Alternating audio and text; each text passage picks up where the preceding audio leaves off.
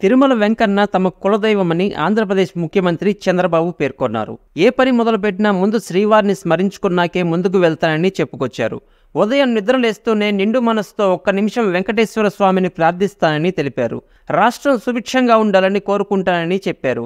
ఈ మేరకు గురువారం ఉదయం చంద్రబాబు కుటుంబంతో కలిసి తిరుమల శ్రీవారిని దర్శించుకున్నారు.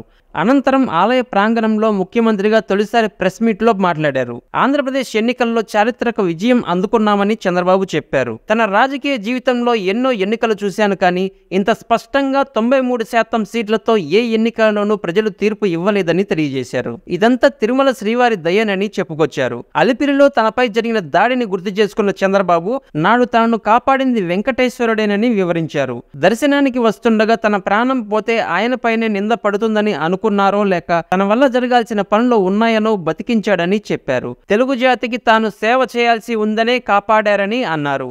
తాజా ఎన్నికల్లో టీడీపీకి కీలక విజయం కట్టబెట్టి దేశ రాజకీయాల్లో కీలకంగా వ్యవహరించేలా చేశాడన్నారు. ఇది ఆంధ్రప్రదేశ్ ప్రజలకు తిరుపతి వెంకన్న ఇచ్చిన వరమని చెప్పారు. ప్రపంచంలో తెలుగు జాతి అత్యున్నత స్థాయిలో ఉండాలని చంద్రబాబు ఆకాంక్షించారు. సంపద సృష్టించాలి, సృష్టించిన ఆ సంపద పేదలకు చేరాలనేదే తన ఉద్దేశమని వివరించారు. ఆర్థిక అసమానతలు తొలగించడమే తమ ధ్యేయమని చెప్పారు. ఆంధ్రప్రదేశ్ను పేదరికం లేని రాష్ట్రంగా మార్చడమే తన లక్ష్యమని చంద్రబాబు చెప్పుకొచ్చారు. ధర్మ పరిరక్షణ క్షేత్రమైనటువంటి వెంకటేశ్వర స్వామిని దర్శనం చేసుకుని ఈరోజు మీ ముందు మాట్లాడుతున్నాను. నేను వెంకటేశ్వర స్వామి పాద పద్మాల చెంత పుట్టాను. అక్కడి నుంచి అంచెలంచెలుగా పెరిగి ప్రజాసేవకు అంకితమయ్యాను. వెంకటేశ్వర స్వామి మా ఇంటి దైవం. ఎప్పుడు కూడా ఆయన తలుచుకొని ఏ కార్యక్రమమైనా ప్రారంభిస్తాం. అదే సమయంలో 2003 బ్రహ్మోత్సవాలకు నేను దేవునికి సాంప్రదాయ ప్రకారం గవర్నమెంట్ ఆనర్స్ అన్నీ కూడా ఇచ్చే సమయంలో అలిపిరి దగ్గర 24 క్లెయిమోర్ మైన్స్ నా మీద బ్లాస్ట్ చేసినప్పుడు సాక్షాత్తు వెంకటేశ్వర స్వామి ప్రాణభిక్ష పెట్టాడు. అది నా నమ్మకం, నా విశ్వాసం. అందుకే మొన్న కూడా నాకు కష్టం వచ్చినప్పుడు వెంకటేశ్వర స్వామికి మొక్కున్నాను. మొట్టమొదటిసారిగా ఆయన దర్శనం చేసుకున్న తర్వాతనే వేరే కార్యక్రమాలు చేస్తారని చెప్పి మొక్కున్నాను. ఆ మొక్కులు తీర్చుకోవడానికి ఇక్కడ నేను రావడం జరిగింది.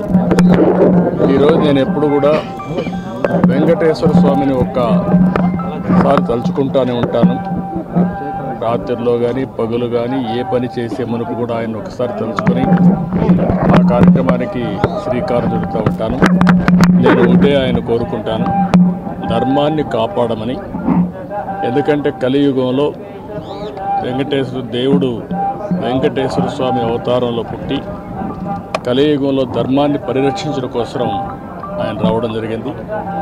అదే సమయంలో నా కోరిక భారతదేశం ప్రపంచంలో అగ్రస్థానంలో ఉండాలనేది. అదే మాదిరిగా భారతదేశంలో తెలుగు జాతి ప్రపంచంలోనే నెంబర్ 1 జాతిగా ఉండాలనేది నా ఆకాంక్ష. దానికోసమే ఆయన ఆశీస్సులో నేను పనిచేస్తున్నాను. అదేవిధంగా రాబోయే రోజుల్లో కూడా ప్రపంచంలోనే అత్యున్నతమైన నాగరికత భారతదేశానిది. అందులో తెలుగు ప్రజానికం ఎప్పుడు ముందుంటారు. తెలుగుదేశం పార్టీ కాబట్టి నేను ఎప్పుడు కూడా భారతదేశం బాగుండాలి, అగ్రస్థానంలో ఉండాలి, అందులో తెలుగు జాతి అగ్రస్థానంలో ఉండాలని చెప్పి కోరుకుంటున్నాను. ఈరోజు కూడా అదే స్వామిని కోరుకుని నా కార్యక్రమాలు నేను ప్రారంభిస్తాను. అందుకని ఈరోజు మరొక్కసారి వెంకటేశ్వర స్వామికి మనస్ఫూర్తిగా కృతజ్ఞతలు తెలియజేసుకుంటూ ఏ సంకల్పం అయితే మీరు నా ద్వారా చేయించారో ఆ సంకల్పాన్ని ముందుకు తీసుకుపోవడం కోసం శక్తిని, సామర్థ్యాన్ని, తెలివితేటల్ని, ఆరోగ్యాన్ని అన్నీ ఇచ్చి నన్ను ఆశీర్వదించమని కోరుకున్నాను. ఇటీవల జరిగిన నేను కష్టాల్లో ఉన్నప్పుడు ప్రజలందరూ కూడా ఇక్కడ ఉండే ప్రజలే కాకుండా ప్రపంచంలో ఉండే ప్రజానికం అంతా కూడా వారి యొక్క సంఘీభావాన్ని తెలియజేశారు.